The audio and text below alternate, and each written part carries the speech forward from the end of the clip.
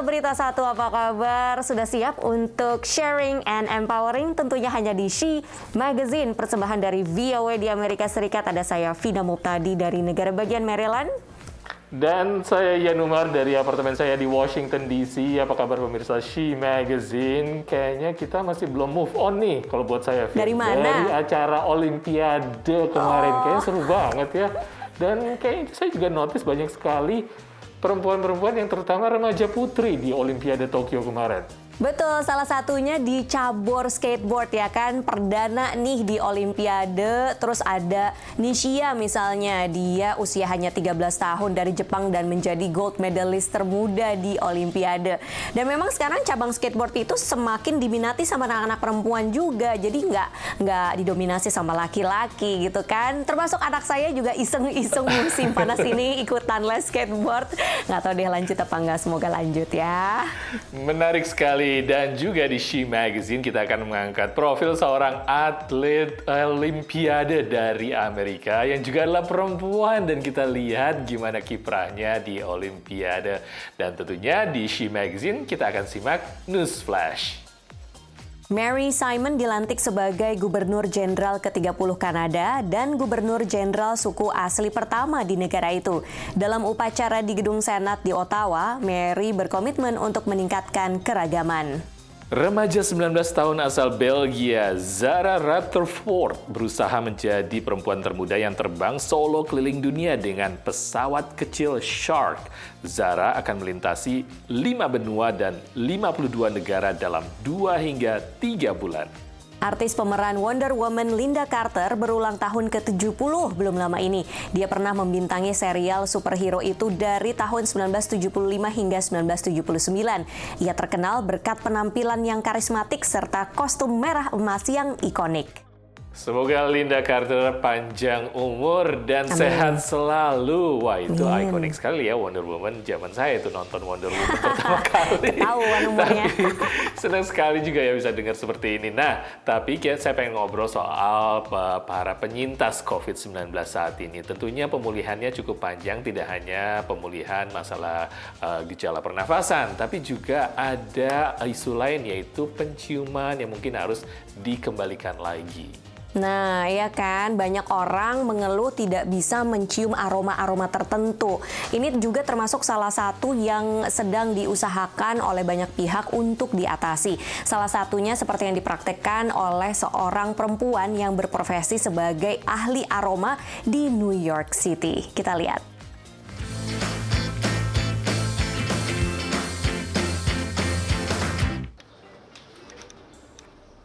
Warga negara bagian Florida ini menderita COVID pada November 2020.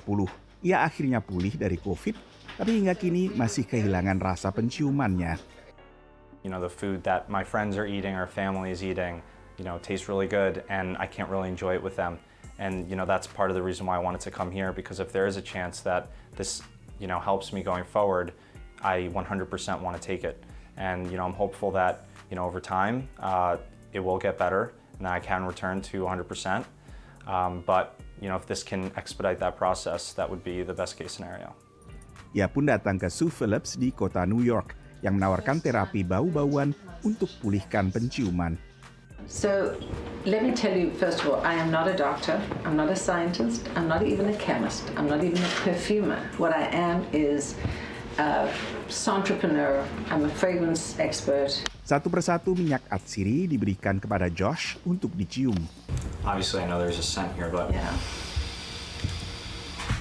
I can't identify it. Proses ini biasanya memakan waktu hingga sejam. Diawali dengan bau yang tidak begitu kuat, lalu berlanjut ke bau yang lebih harum menyengat. So it's fruity or no? A little bit? A little fruity? A lot fruity. Yep. A lot fruity. Bravo, you did it. But this is what's in here: pomegranate, strawberry, honeydew, and berries. Yep. That's great. So Positive. very, very positive. Yep. Sue kini menawarkan terapi online dengan paket minyak atsiri alias minyak esensial yang dikirim ke konsumen di lain kota. What's been happening is we're training people to, I like to say, smell with your brain. And it's almost as like there's a vibration and a frequency that goes from here, the olfactory bulb, to the limbic system. And then I can see their eyes light up, and I can just almost see the frequency, and I can see almost the fog lifting. And then they can start to smell again, and it's really amazing. Ahli medis baru mulai meneliti mengapa COVID bisa menghilangkan penciuman dan kadang juga pengecapan penderitanya, dan apa yang bisa dilakukan untuk memulihkan kedua indera tersebut. Let's say that you have a part of your sense of smell, it's kind of impaired now. But now by trying various different fragrances, maybe for a particular person, you hit upon one or two things that the leftover sense of smell is able to sense. And if that in fact now evokes some memories and some things that you remember from your past, I think it's not going to change the front end necessarily because, but it might actually then lead to kind of a more satisfactory feeling, right? Sekilas hilangnya rasa penciuman terkesan tidak terlalu berdampak pada kehidupan sehari-hari. Tapi dengan hilangnya rasa penciuman, orang tak bisa lagi menikmati aroma makanan atau minuman kesukaan mereka, ataupun membedakan makanan atau minuman yang sudah busuk. Sejumlah penelitian dilakukan di Amerika Serikat dan Inggris untuk melihat dampak lanjutan dari COVID. Sebagian besar penelitian ini menunjukkan bahwa mayoritas bekas pasien COVID menyatakan bahwa rasa penciuman mereka pulih setelah paling lambat 6 bulan. Tapi ada sedikit, sekitar 2% hingga 5% yang menyatakan tidak ada perubahan signifikan ataupun pemulihan sedikit pun dalam kurun waktu yang sama 6 bulan. Dari Washington DC, saya Nova Purwadi dan tim VOA.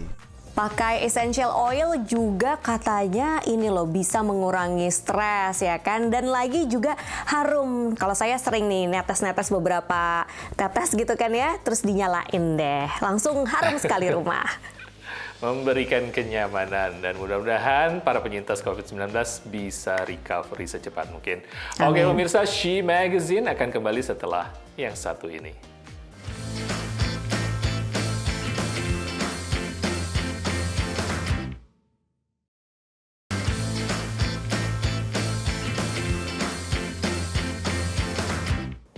Pemirsa, Anda masih bersama She Magazine, sharing dan empowering. Jangan dianggap remeh loh sebuah hobi itu, karena hobi juga bisa menjadi bisnis.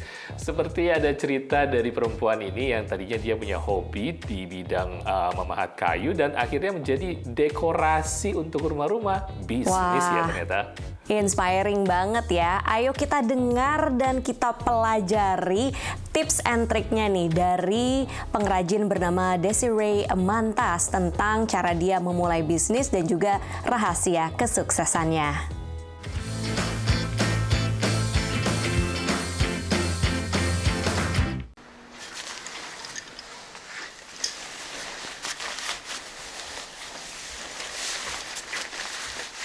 My name is Desiree Mantas, and I am the owner of the Rustic Texan Woodshop.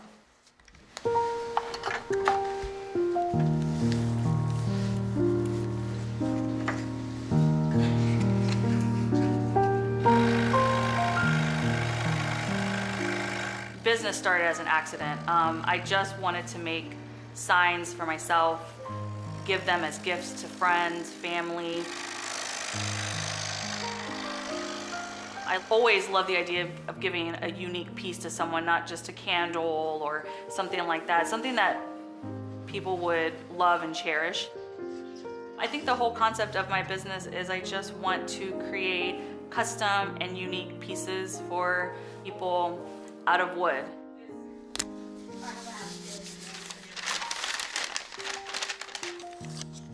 There was a sign I created a couple months ago. It was about a guy that moved to Colorado. He was in and out of drug rehab and was just piecing his life together and moved to Colorado for a fresh new start with his partner, was going on hikes and was enjoying life in different ways than he had enjoyed it before. And his sister came to me wanting to make him a sign to showcase this new chapter in his life. We came up with a piece. It was a round sign with mountains and trees, and we put a quote that he used on Instagram a lot. That was her gift to him, and she told me that it was probably the most important piece in his life. He looks at that as a reminder of this is where I'm at now, and life is good.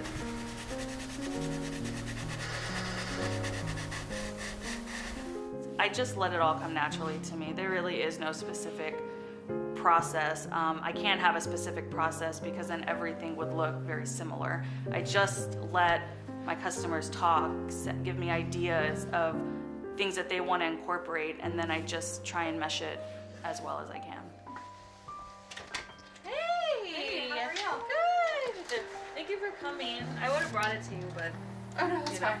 you know how life is. I just bought a house last year. I just got married last year. My husband and I each have one child, and so we're mixing our homes, and I wanted to make sure that the children had bedrooms that really spoke to them and that they really loved and that they were comfortable in, because there were so many big changes. So I talked to Des and I told her about my stepdaughter and told her her favorite colors, what she enjoys.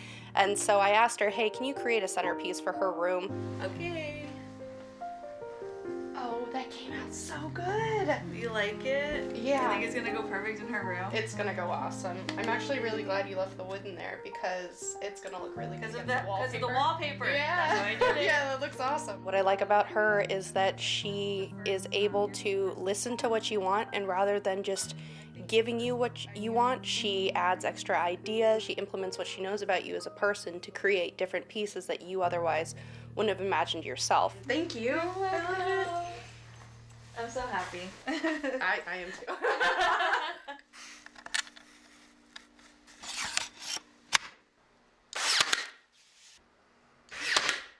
It just kind of started, honestly, from the ground up. I mean, from the wee ground up. I built all of this knowledge myself. But no, as far as classes, no, I never took any classes. I just read a lot, I YouTubed a lot, Pinterest a lot.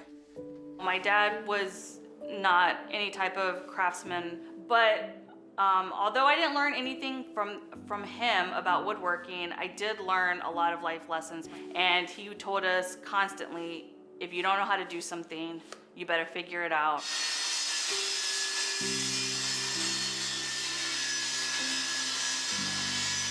I started my business the beginning of 2018 as just a hobby.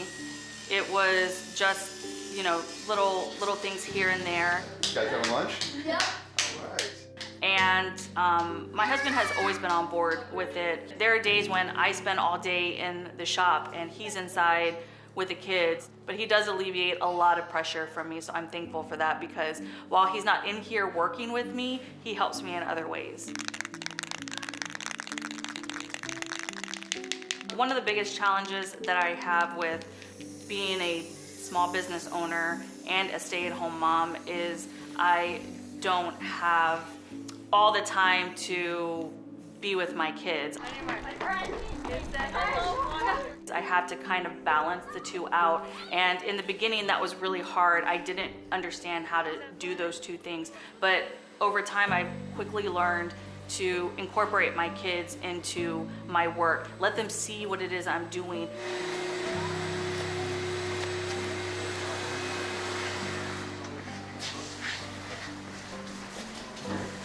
I hope that my story can encourage other people that are just beginning or discouraged by everything that, you know, they may be facing, and that you don't have to know everything about anything to start out. You just have to have the will, the want, the confidence, and you have to believe in yourself. And I would not have made it this far if I did not.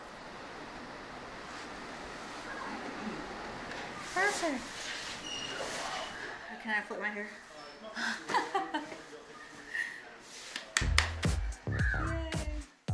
Thank you for sharing your empowering story, Desiree. Dan seperti kata Desiree tadi ya, kalau mau memulai bisnis, jangan takut. Ayo, yang penting berani aja dulu. Dan juga harus kreatif mencari peluang bisnis. Oke pemirsa, kita akan kembali dengan cerita menarik lainnya hanya di She Magazine, Sharing dan Empowering.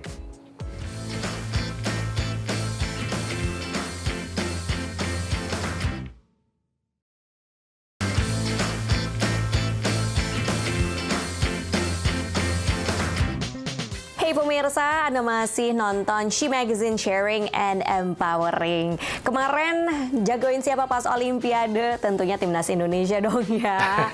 Nah, saya juga jagoin Timnas Indonesia sama ini, jagoin perempuan-perempuan muda yang memulai debutnya di Olimpiade. Salah satunya adalah atlet skateboard. Ada siapa nih yang kita bisa pelajari?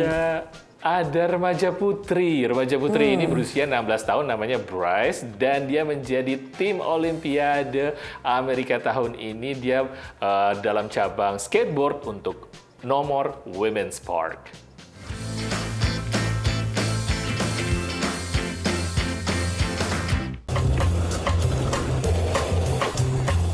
Pemain skateboard, peselancar, siswa, dan pencipta lagu.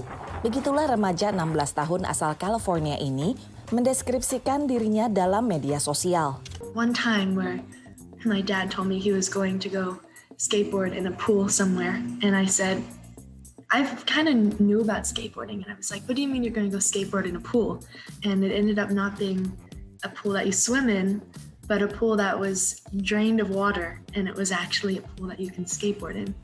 Sejak umur 13 tahun, Bryce Wettstein naik daun sebagai salah satu aset tim skateboard Amerika Serikat.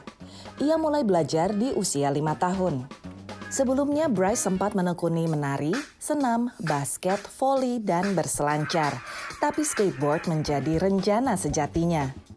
Bagi sang ayah, Max Wettstein, yang berprofesi sebagai pilot, skateboard hanya sekedar hobi. Ibu Bryce pun tadinya kurang setuju. I wasn't really that stoked. I wasn't really. I was. I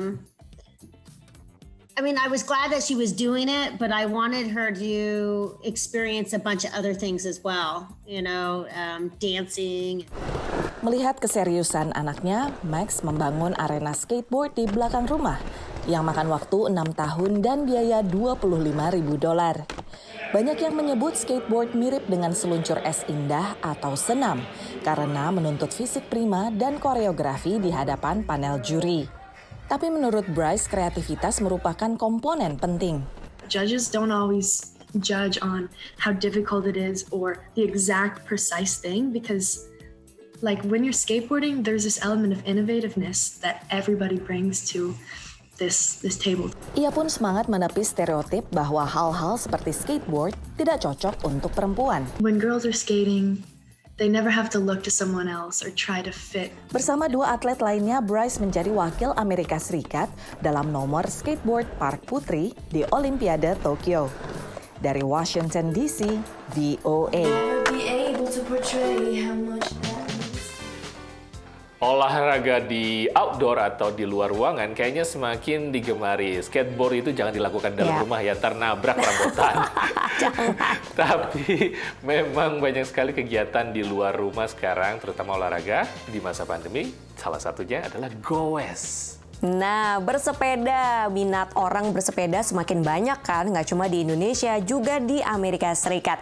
Karena banyak dapat permintaan nih, akhirnya seorang pegoes yang tadinya hobi sepeda doang, membuka beberapa toko sepeda untuk melayani beberapa permintaan. Langsung aja kita lihat liputannya.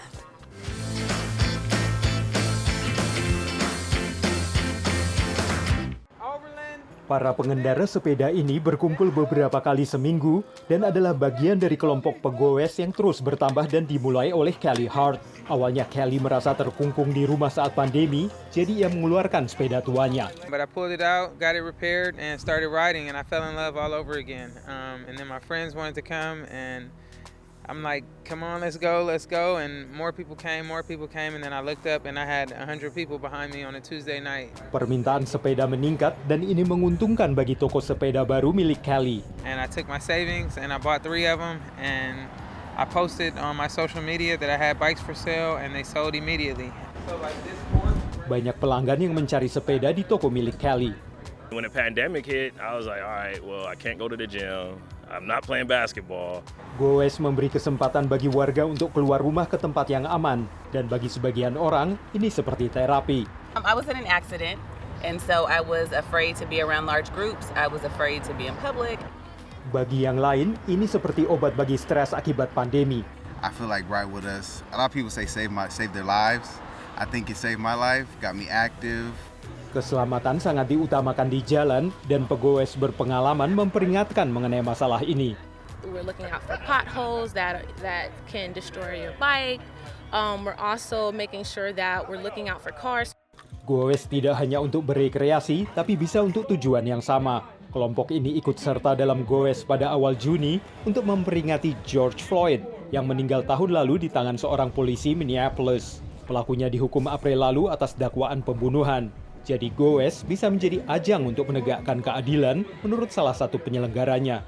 Instead of the same regular march, we decided to do a bike ride and a march, and just to bring the community out and togetherness and love and just strength together. Goes juga membawa ikatan tersendiri.